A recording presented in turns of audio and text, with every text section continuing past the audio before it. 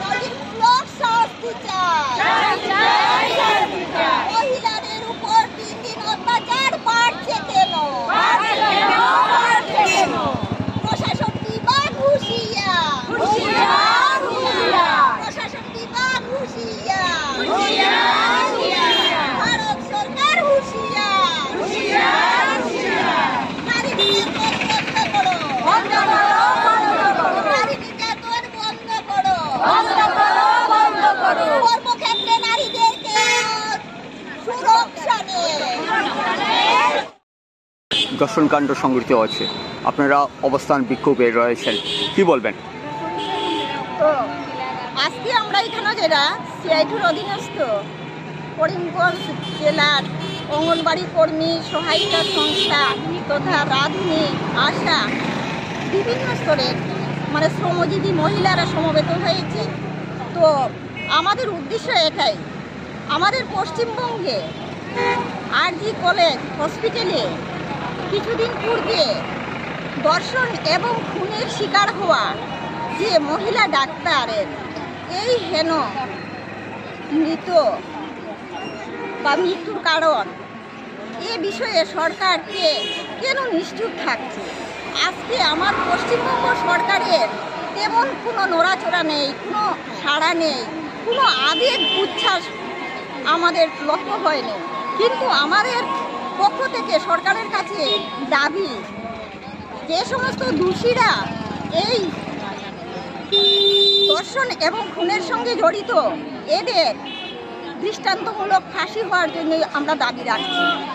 আর আমরা অনেক দুঃখ এবং পরিতাপের বিষয়, আজ আমরা যে ভারতবর্ষে বসবাস করছি, সেই ভারতবর্ষ এক নারী স্বরূপা দেশ, ভারতবর্ষ মাতৃস্বরূপা। কিন্তু এই ভারতে বারবার দেখা যায় বন্দে মাতরম আমরা স্বাধীনতা দিবসের দিন উচ্চারণ করে আসছি, আমরা রাষ্ট্রীয় উৎসব মানিয়ে আসছি স্বাধীনতা। আর এই স্বাধীনতার ধ্বনিত হচ্ছে বন্দে মাতরম।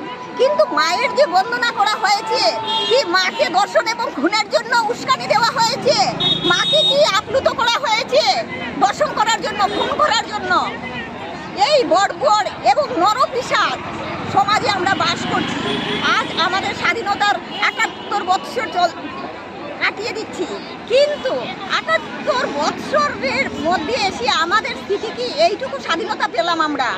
আমরা কর্মক্ষেত্রে না স্বাধীন থাকতে পারি, আমরা না নিজের বাসভবনে স্বাধীন থাকতে পারি। যার ঘরে মেয়ে আছে রাত্রে পর্যন্ত তার কপাট ভালো করে বন্ধ রাখতে হয়। আপনারা নিশ্চয়ই অবগত আছেন। এমনও আছে যে ঘরে দেখা যায় পুরুষের সংখ্যাধিক্য, সেখানে এত ভয়ভীতি নেই, কিন্তু যার ঘরে দুটো একটি মেয়ে আছে, যুবতীরা আছে, তাদের ঘরে ভয়ভীতিতে রাত্র পর্যন্ত কাটে। কেন মেয়েদের নিয়ে এত ত্রাহি ভাব এই ভারতবর্ষে? আজকে পশ্চিমবঙ্গে যে ঘটনা ঘটছে, সেই ঘটনায় কি কোনো মায়ের জন্ম দেওয়ার কোনো সন্তান নেই? এই ডক্টর মৌমিতা যেমন একজন মায়ের গর্ভে জন্ম নিয়েছেন, দর্শনকারী যারা আছে তারাও তাদের মায়ের গর্ভে জন্ম নিয়েছে। তাদের মায়ের মুখ কি তাদের মনে পড়ে না? তারা কি ধরনের বৃত্তিমূলক শিক্ষায় শিক্ষিত? তাদের কি কোনো সংস্কারমূলক শিক্ষা নেই? তাদের কি কোনো সরকারের ভয়ও নেই? তারপরে সরকার বারবার মদের উপর লাইসেন্স দিচ্ছে, মদ্য ব্যবসায়ের উপর সরকার বড় বড় ট্যাক্স আদায় করছে। আর এই মদ্যপান করেই যে সমস্ত খুন হচ্ছে, দর্শন হচ্ছে, এগুলির মূলে তো মেজর পার্সেন্ট একমাত্র মদ থেকে, নেশা থেকে এইগুলো হয়। তারপর আমি দুঃখের সাথে বলবো, প্রকৃতি আমাদের এই দেশকে সুরক্ষা দিয়ে চলেছে। দক্ষিণে আমাদের মহাসাগর, উত্তরে হিমগিরি, এই অবস্থায় যেহেতু প্রকৃতি একদিকে পাহাড় একদিকে সাগর, এইভাবে চারদিক আমাদের বেষ্টন করে রেখেছে। এই ভারতবর্ষকে ভারত মাকে সুরক্ষা দিয়েছে, কিন্তু এই ভারতবর্ষে জন্মানো কোনো মানুষ কি মায়েদের সুরক্ষা দিতে পারে না? কিছুদিন আগে আমাদের আসামে ঝুনমনির আবার হত্যা হয়েছে, ঠিক তেমনি এক ঘটনা কর্মস্থলেই তার এরকম হয়েছিল। আর দেখা যায় যে এই নাকি তার নজিরবিহীন শাস্তি হবে, দোষীরা ধরা পড়ে যাবে, কিন্তু শেষ সময়ে সব কিছু উধাও হয়ে যায়। এগুলি কার ইশারাতে? এগুলির মূল উদ্দেশ্য কি? নারীরা কেন সুরক্ষা নয়, কেন সুরক্ষা পাচ্ছে না? সরকারের কাছে আমাদের বিনম্র অনুরোধ থাকবে, আমাদের সরকার যেন নারীদের কর্মক্ষেত্রে, হাট বাজার, রাস্তাঘাট, স্কুল, কলেজ প্রভৃতিতে সুরক্ষা দিয়ে আসে।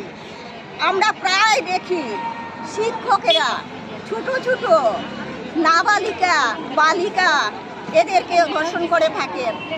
সরকার এগুলির কেন আজকে পর্যন্ত এক দুটি ফাঁসিও দিল না? সরকার কি করছে? না, প্রফেসররা, বড় বড় HM ST এরা বড় বড় মোটা অঙ্ক পেয়ে থাকে, আর তারা টাকার হাওয়াতে সব কিছু উড়ে যায়। আর যেগুলা ধর্ষিত হয়, যার মেয়ে এই সংসার থেকে চলে যায়, তাদের চোখের জলের কোনো দাম নেই। আজকে যে RG কর হসপিটালে ডক্টর মৌমিতার এই হেন ঘটনা হলো, একমাত্র এক পরিবারের একমাত্র কন্যা, এই জন্ম দেওয়া মা, যে গর্ভধারিণী মা, এই মার কি আজকে অবস্থা? দর্শনকারীরা কি মনে করলো না যে আমিও এমনই একজন মৌমিতার মতো একজন মেয়ের গর্ভে আমি জন্ম নিয়েছি? আমার ভাবা উচিত, এই মহিলার মধ্যে আমার মায়ের ছবি কেন আমি দেখতে পাই না? পুরুষ সমাজ কেন ভাবতে পারে না যে প্রত্যেকটি মেয়ে আমার মা এবং বোনের বিভিন্ন চেহারা, দ্বিতীয় কিছু নেই? মার শেষে কেন তারা ঘি দিয়ে ভাবে? ঠাকুর রামকৃষ্ণ বলেছিলেন, মার শেষে ঘি দিয়ে ভাবলেই সর্বনাশ, মাকে মাগি দেবে মরো না। এই যে নরপিশাচ, তারা তাদের মাকেও মাগি ভাবতে কোনো রকমের দ্বিধাবোধ করবে না। আজ আপনার অবস্থান বিক্ষোভের মাধ্যমে সরকারের কাছে কি বার্তা দেবেন? আমি সরকারের কাছে এইটুকু বলতে চাই, আমাদের পশ্চিমবঙ্গ সরকার তথা ভারত সরকার যেন পশ্চিমবঙ্গের RG কলেজে সদ্য হয়ে যাওয়া যে রেপ মার্ডার, এই রেপ মার্ডারের যে অভিযুক্ত ব্যক্তিরা থাকবে, কোনো সময় দেখা যায় 8 জন, কোনো সময় 10 জন, সরকার সঠিক তত্ত্বাবধান করে চিরুনি তাল্লাশি করে এই দোষীদেরকে ধরতে হবে এবং তাদের ফাঁসি দিতে হবে। আজকে যেমন দেশ মর্মাহত, দেশ যখন জানবে এদের নজিরমূলক শাস্তি হচ্ছে, ওদের ফাঁসি হচ্ছে, তখন দেশ শান্তি পাবে। আমাদের নারীরা যে চোখের জল ঝরছে, আমাদের যে অন্তরে কাঁপছে, সেটি একটু লাঘব হবে। দিদি, ঘটনায় তো শেষ ঘটনা এবং প্রথম ঘটনা নয়। কিছুদিন আগে আমাদের আসামে জুনমনির আবার যেটা হলো, এই সদ্য ডিঙ্গে একটি ক্লাস 10-এর নাবালিকা, এদেরকে নাবালিকাই বলবো, 18 বছর হয়নি, কে দর্শন করা হয়েছে, ওর খুন হয়েছে। কিন্তু একজন মানুষ হয়তো দুর্ভাগ্যক্রমে পাপের ঘড়ি শেষ হয়ে গেছে, তাই পুকুরে পড়ে মারা গেছে, কিন্তু বাকি দুইজনকে সরকার অবশ্যই ধরতে পারবে। প্রশাসন সব কিছু পারে, সিআইডি কি পারে, মাটির নিচে যদি কিছু থাকে সেইগুলি সন্ধান করতে পারে। মাটির নিচে 3 বছরের আগের মৃতদেহের নরকঙ্কাল ওরা বের করতে পারে, কিন্তু সদ্য ঘটে যাওয়া এগুলো বের করতে পারে না কেন? এখানে সরকারের কোন মতলব আছে? তাই সরকারের কাছে বারবার আমরা আর্জি জানাচ্ছি, বিনম্র অনুরোধ জানাচ্ছি, আমাদের চোখের জল যেন সরকার একবার দেখতে পায়। এই যে আজকে আরজি কলেজের বিষয় নিয়ে আজকে সমস্ত দেশ কাঁপছে, শুধু যে মহিলারা কাঁপছে তা আমি বলবো না, দেশের যে পুরুষ সমাজই যে বর্বর তা নয়, কিন্তু যারা বর্বর তারা জেনেটিক বিষয় হয়তো, আর কিছু বিষয় যেটি বললাম, যে জিনিস দিয়ে মানুষকে উস্কানো দেওয়া হয় সেই রকম ড্রিঙ্ক করে মানুষ এটা করে, সরকার সেগুলোকে বন্ধ করে না, সেগুলি থেকে সরকার মোটা অঙ্কের ট্যাক্স পেয়ে থাকে। একদিকে বলবে এইগুলো যারা খায় পুলিশ যাবে, এগুলোকে ধরে আনবে, মদের পাট্টা ভাঙবে, আর ওদের সাথে যখন সরকারের সাক্ষাৎ হবে, দুপক্ষের কথা হবে, সব কিছু শেষ হয়ে যায়। আর এর ফাঁকে পড়ে সাধারণ মহিলারা হেনস্থা হয়।